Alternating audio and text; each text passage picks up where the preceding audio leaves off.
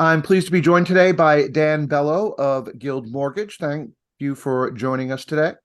Thank you for having me, Dennis. Now, you and I spoke briefly in the fall about interest rates, and they had just sort of taken a jump, but you weren't discouraged from looking into first-time home buying or even refinancing at that time. Let's give us a little update on what's been happening in the market since then. Yeah, so obviously interest rates are a hot button topic, and understanding sort of what's driving the interest rates for a lot of my clients, they obviously know rates are higher, but sort of what's going on and what to expect.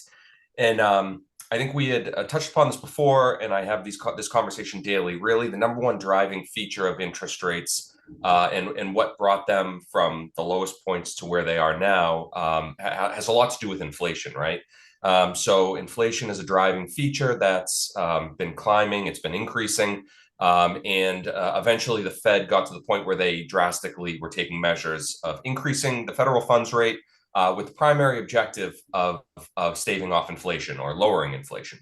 Mhm. And I think largely those rate hikes have been beneficial, right? So we measure inflation largely with the CPI index or the consumer price index. It's the Fed's favorite measure of inflation, and it's sort of a blended tool which gives us some data on housing costs as it pertains to inflation, oil, used car prices, food and energy, a bunch of different things. And we've seen we were sort of waiting for that May inflation figure to come out. That was a big one that we thought was going to really start driving down interest rates. And we did see a positive move. The CPI index had come down, which was showing that inflation was subsiding, Mhm. but not as much as we had hoped. And oil prices are remaining stubbornly high.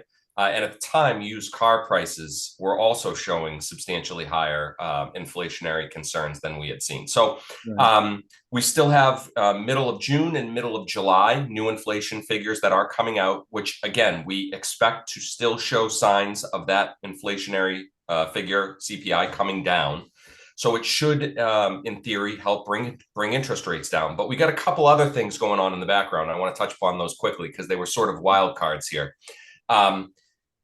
Two other things, and the first is mortgage bonds. So one of the main reasons, treasuries, one of the main reasons why interest rates were so low during the pandemic was the Fed was purchasing tons and tons of treasury bonds. Okay. And in the process of purchasing those treasury bonds, they were driving down the interest rates. Well, we all know the banking crisis, or what many people are pertaining to a banking crisis, as the Fed increased this funds rate. One of the things that's been driving local, small regional banks is liquidity, right? Interest rates, we've seen them going up to 5% on money market accounts and CDs. So people are pulling their money out, looking for a better return on their money. And during that, when that money's getting pulled out of these banks, banks have a decision to make, right? They need capital, they need liquidity. So what do? And what we're seeing banks do is they have to sell assets. And in this case, they're selling bonds.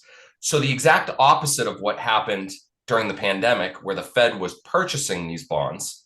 Now Mhm. the Fed's not purchasing bonds anymore. Now local banks are selling them. So they're flooding the market with bonds, supply Mhm. and demand. That's driving interest rates up. So really in the last 10 days, we've probably seen interest rates spike 3/8 to a half a point. And it's sort of, it's a kick in the gut kind of, because we're seeing inflation showing signs of cooling, but then we got this dumping of bonds into the market, flooding the market with these bonds, which is then increasing interest rates. So Yeah, I've uh, noticed that actually.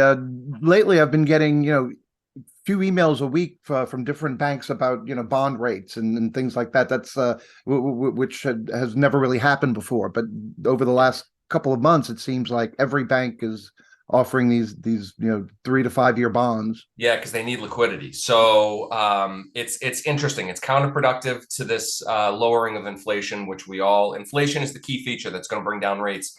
But now we got these bonds sales in the background, banks trying to raise capital. That's really putting a damper on things. Also, keep an eye on oil prices. Oil prices, they're going to start rumors of cutting production. It's going to drive oil prices higher. That's also not great for interest rates. I've always, since I've gotten into the business, if you can watch oil prices go up. Typically, rates kind of follow suit to oil prices. It's kind of a strange parallel. So as oil prices tick up, we might see that be counterproductive at all. So long term, we're going to see rates come down. We don't know if it's the end of this year. We don't know if it's Q1 or Q2 next year. You're going to see interest rates come down. But I think in the short term, there's going to be some turbulence, unfortunately, and that's what we're all going to have to deal with. And what kinds of things do you say to someone that looks at the high interest rates and says, "Well, should I put off looking for a home until next year?" I mean, how is this sort of affecting the typical the home buyer?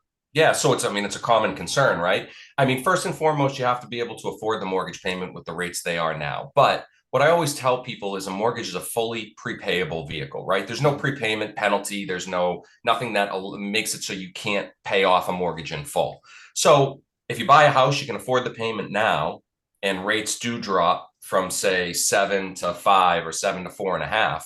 Sure. You refinance the note.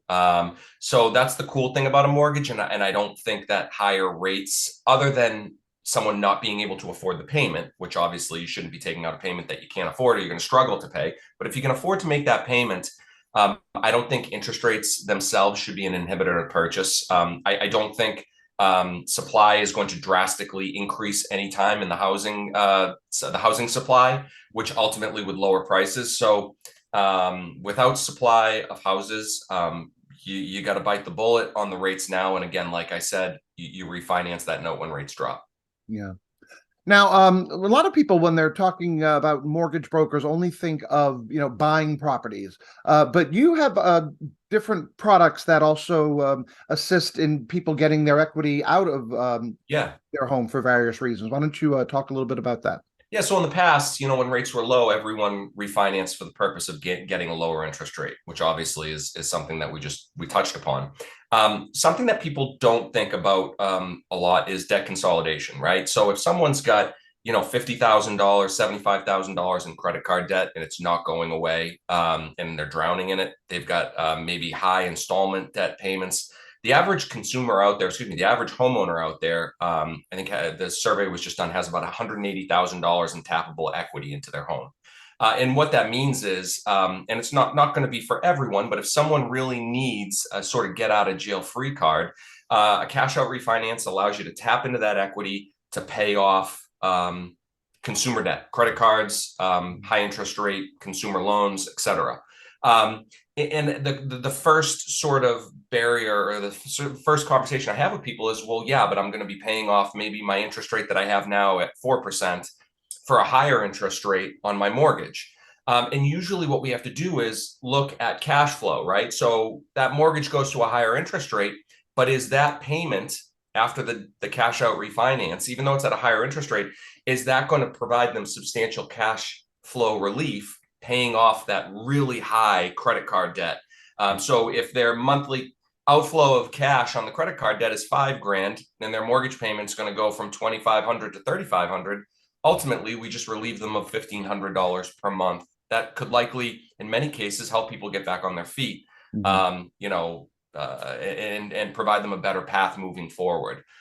So it's definitely something that we offer, and it won't be for everyone, but there are people who are benefiting from a product like that. Yeah. Right.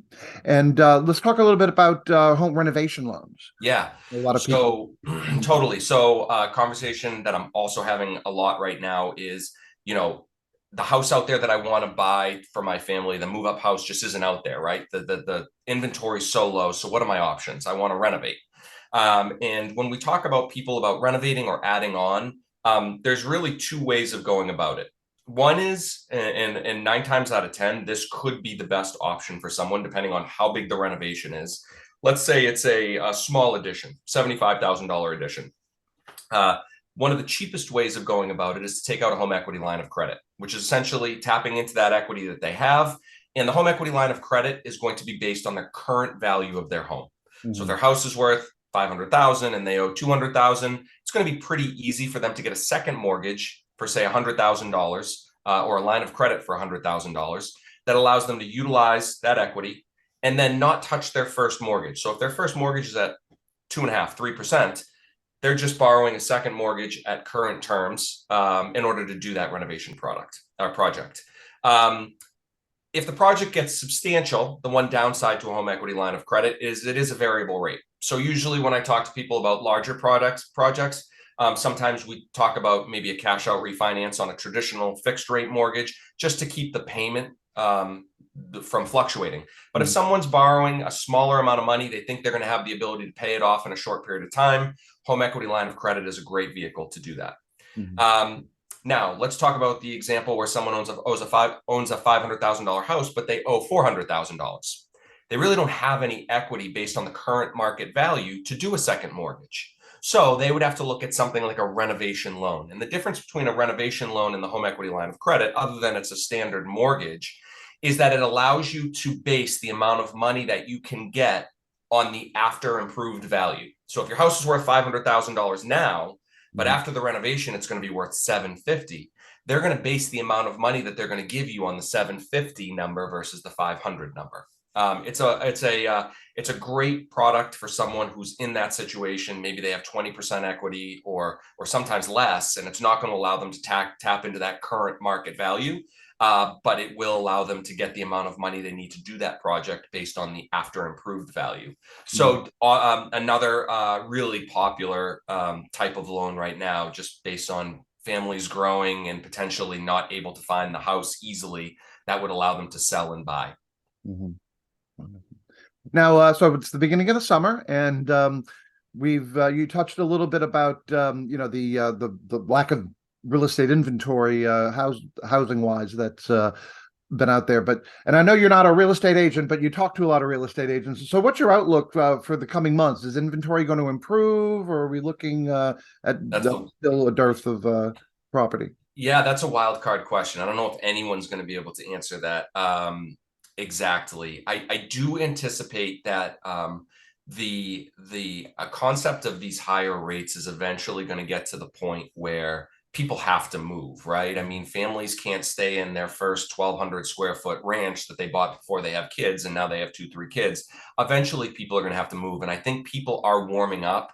Maybe warming up's not the right word, but they're becoming used to this higher rate environment. And I'm seeing already clients who, for lifestyle reasons, have to move and are foregoing those lower interest rates to get into the house that ultimately is going to satisfy their family. So I'm already seeing that happening. I think it will take a little bit more time. Definitely long term, eventually people are going to buy houses at rates that were at 5, 6, 7. Once we get 2-3 years into this higher rate environment, eventually those people are going to sell and buy, and they're already going to be used to these higher rates. So it's not going to be rate shock. But I think the lingering effect of higher rates is still inhibiting people from listing. I do think eventually inventory will pick up. Obviously, if we head into a recession and we do see some layoffs at a larger scale, that will also trigger some more inventory to come onto the market. But largely, I think we're in such a unbalance of supply and demand that a little bit of inventory that might come on if there were an uptick in layoffs. I don't think it's going to flood the market to where property values are going to plummet. Great. But outlook is better than it has been. Yeah. Great. Well, I appreciate you joining me today. Any fun plans this summer coming up?